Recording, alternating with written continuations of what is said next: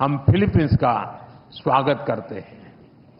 पहलगाम आतंक के हमले की कड़ी निंदा करने के लिए और आतंकवाद के खिलाफ हमारी लड़ाई में साथ खड़े रहने के लिए हम फिलीपींस सरकार और राष्ट्रपति जी का आभार व्यक्त करते हैं।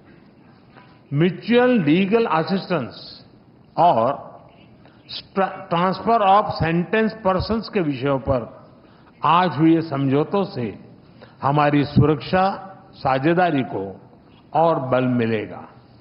फ्रेंड्स, भारतीय पर्यटकों को वीजा फ्री एंट्री देने के फिलीपींस के निर्णय का हम स्वागत करते हैं। भारत ने भी फिलीपींस के पर्यटकों को फ्री ई वीजा सुविधा देने का फैसला लिया है। इस साल दिल्ली और मनीला के बीच डायरेक्ट फ्लाइट्स शुरू करने के लिए काम किया जाएगा। आज संपन्न किए गए कल्चरल एक्सचेंज प्रोग्राम से हमारे ऐतिहासिक सांस्कृतिक संपर्कों को बढ़ावा मिलेगा। फ्रेंड्स, हमारी एक्ट ईस्ट पॉलिसी और महासागर विजन में फिलीपींस एक अहम साझेदार है। इंडो पैसिफिक क्षेत्र में शांति, सुरक्षा, समृद्धि और रूल बेस्ड ऑर्डर के लिए हम प्रतिबद्ध हैं। हम अंतर्राष्ट्रीय कानूनों के अनुरूप फ्रीडम ऑफ नेविगेशन का समर्थन करते हैं। अगले वर्ष फिलीपींस आसियान की अध्यक्षता करेगा। इसकी सफलता के लिए हम पूरा सहयोग देंगे। Excellency, India and the Philippines are friends by choice and partners by destiny.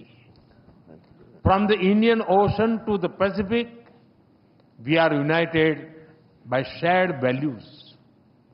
Our is not just a friendship of the past, it is a promise to the future. Maraming salamat po.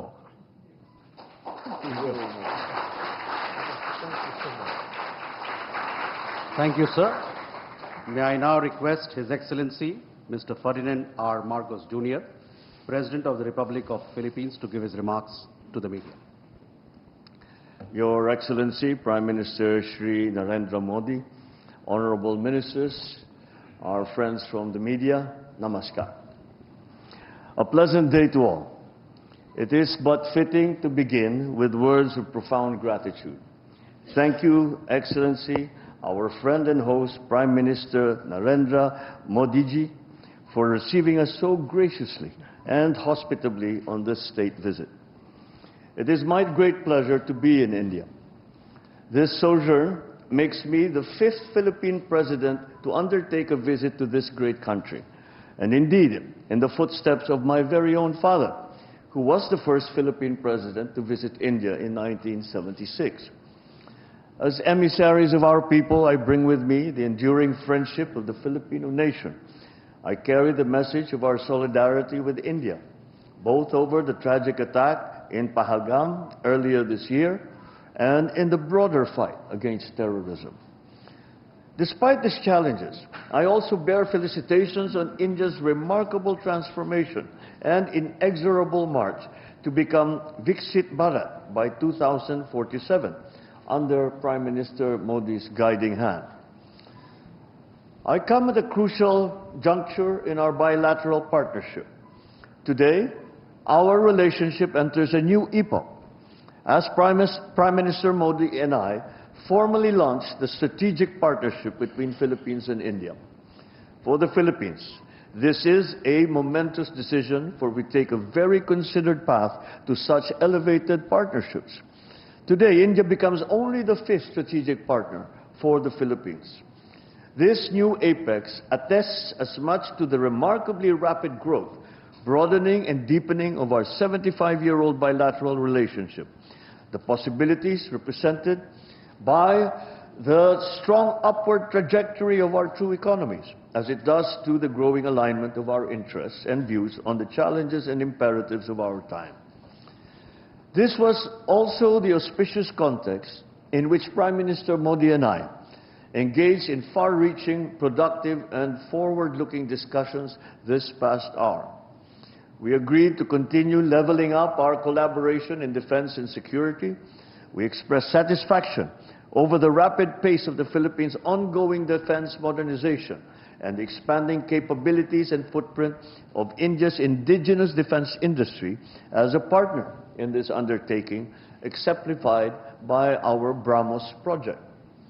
We concurred that we should be accompanied with intensified dialogue and exchanges between our defense establishments.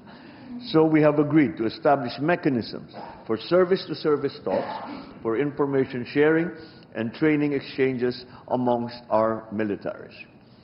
We will foster naval and Coast Guard interoperability via port calls, in cooperative activities and capacity building in the maritime domain. The economic sphere has been a steady engine driving our ties for 7+ decades.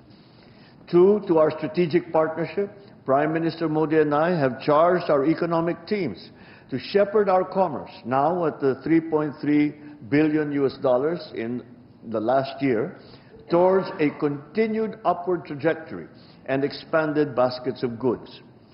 To this end, we have decided to expedite the work that we are doing to forge a bilateral preferential trade agreement. We looked at leveraging mutual opportunities to boost two-way investment. Our fast-growing, innovative private enterprises will play an important role in our common march towards progress and development, facilitating innovation, technology transfer, and upskilling, and generating employment for our people. For over a millennium, civilizational, cultural, and people-to-people ties have bridged our geographic distance. They will continue to be the enduring foundation of our friendship, and we will enact policies to make sure that this is so. In this respect, I reiterated our introduction of a visa-free country entry privileges and extended our invitation for more Indian tourists to visit the Philippines. I thank Prime Minister Modi in turn for the introduction of a scheme to grant visa free of charge to Filipino tourists traveling to India. We welcome the resumption of direct flights from October this year and renewed our commitment to sustaining and expanding such direct air connectivity. Sea lines of communication crisscross the Indian Ocean.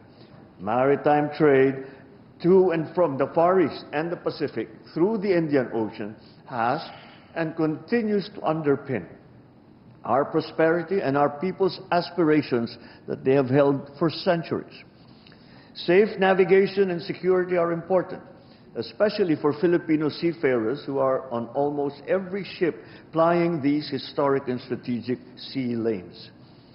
I again thank the Indian people and the brave men and women of the Indian Navy through Prime Minister Modi for your kind rescue of our nationals in 2024 after a Houthi rebel attack.